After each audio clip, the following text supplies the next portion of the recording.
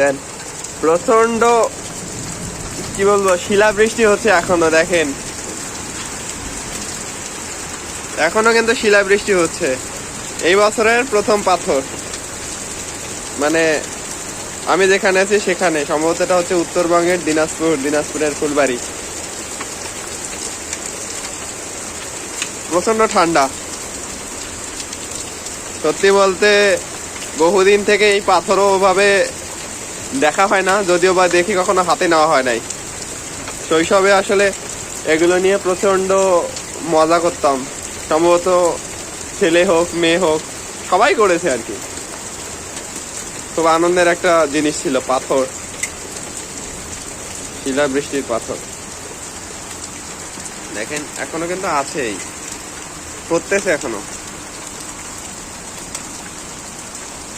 তবে বৃষ্টির শুরুতে যে পরিমাণ বড় বড় পাথর পড়লো সেই তুলনায় এখন কমছে আর কি। অবশ্য স্বাভাবিক, কারণ বৃষ্টি পড়তেছে তো বৃষ্টি পরের পরে প্রথম তো ধীরে ধীরে মেঘ গলে না, এগুলো আসলে কি গলা মেঘ, কিন্তু বৃষ্টি হওয়ার আগেই পড়া শুরু করে দিয়েছিল আর কি আবহাওয়ার কারণে। এখন প্রায় নাই বললেই চলে, গলে গেছে বা গলে যাচ্ছে আর কি, ওভাবে নাই।